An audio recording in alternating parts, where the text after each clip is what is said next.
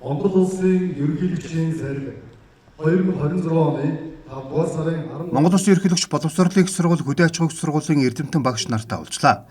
Орчин цагийн боловсролын салбарын хөгжил үнэтэй хувь нэмэр оруулсан Монгол Улсын боловсролын их сургууль нь улс орны өрсөлдөх чадвар хөгжил дэвшлигээ бүтээгч шинэ үеийн багш, инновац хөгжүүлэгч, энтерпренер сэтгэгчдийг бэлдэх зорилт тавьсан. Хөдөө аж ахуйн сургууль дээд боловсролын эрэлттэй болгон тэргүүлэх 120 мэрэгжлийн 70% бэлтгэдэг.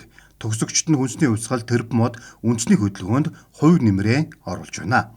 Боловсролын салбарт ажиллаж байгаа багш хүний хувьд нөгөө талаас бас иргэн хүний хувьд ингээ харахаар энэ ерөнхийлөгчийн санаачлагаар хэрэгжүүлсэн илгээлт 2100 хөтөлбөр бол Монгол улсын тусгаар тогтнол, цаашдын ирээдүй, боловсрол шинжилгээ ухааны салбарт хамгийн чухал үр өгөөчтэй хөтөлбөрүүдийн нэгэ гэж би ингэж харж байгаа.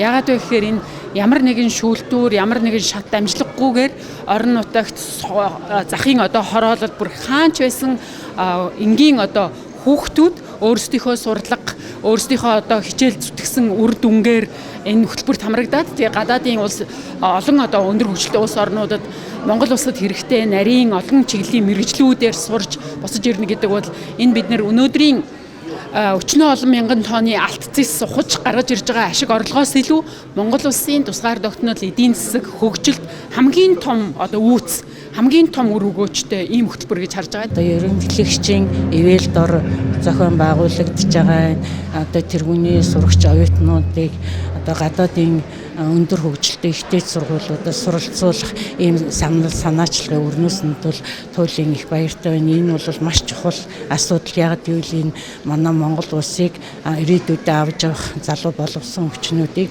өндөр зэрэгтэй одоо өндөр хөгжилтэй улс орнуудад бэлтгэн гэдэг бол манай Монгол улсад бол маш их одоо чухал тавигдж байгаа асуудал юм аа. Хамгийн нэгдүгээр асуудал бол гадаад харилцаа.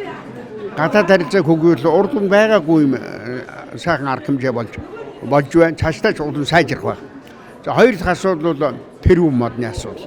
Дэлхийд энэ анхаарал татж байгаа юм асуудлыг манай төрийн тэргүүн сөхөж энийг хөгжүүлж байгаад маш чухал байсан. Тэгэхээр энэ ажил иргэн бүр, хүн бүр дэлхийн нийтээр анхаарч байгаа энэ ажлыг манай дөрнөөсөө явуул маш чухал асуудал.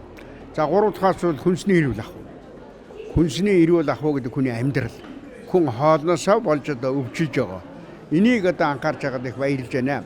За дөрөв дэх асуудал юу байна вэ гэхээр энэ хүүхдүүдийн боловсролыг гадаадын хөгжилтэй орнуудад мэрэгжил эзэмшүүл, тэнд боловсрол эзэмшүүлж тэр боломжийг олгож өгч байгаа л гайхамшиг ирээсэ. Ерөнхийлөгч хөрвөлжийн 2022 онд Япон улсад хийсэн төрийн айлчлал үеэр ярилцааж тохиролцсны дагуу Япон Монголын Сасакава тэтгэлэгт хөтөлбөртөө хамрагдах орон нутгийн 1000 оюутны эхний 100 амжилттай суралцж байна. Хөдөө аж ахуйн сургууль энэ хөтөлбөрийн хүрээнд мал аж ахуй, агроном, ургамал хамгаалтын чиглэлээр дээд боловсролтой мэрэгчлэлтэн бэлтгэн. Нийт төгсөгчид гэрээний дагуу орон нутгад 3 жил ажиллаж, боловсролын салбарт болон тэрбум мод, хүнсний хувьсгал, цагаалт, эрүүл Монгол хүн хөдөлгөөн хөтөлбөрт хувь нэмрээ оруулах юм а. Ер нь бол эрдэмтэн судлаачд бол эх орны түүчээ учраас энэ уулзалт бол зайлшгүй хэрэгцээтэй цагаан ус уулзалт боллоо гэж ингэж үзэж байна. Тэр цэцмаа боловсролын салбарт ажиллаж байгаа, дээд боловсролын салбарт ажиллаж байгаа хүний хувьд ерөнхийлөгчийн одоо 2100 хөтөлбөр энэ хөтөлбөрийг бол үнэхээр сайшааж үзэж байгаа. Яг гэвэл улсын хөгжил бол хүний хөгжлийн суурь нь бол биднээс ирээдүйн болсон залуучуудыгаа дэлхийн өндөр хөгжилтэй улс орнуудад илгээж тэндээс шинэ технологи, шинэ мэдлэгийг одоо авчирж улс орныхоо одоо хөгжил цэцгэлтэд ингээд ашиглана гэдэг бол үнэхээр бас одоо цагаан улсын том хөтөлбөр. 2100 хөтөлбөр дээр бол энэ үнэхээр маш сайн хөтөлбөр.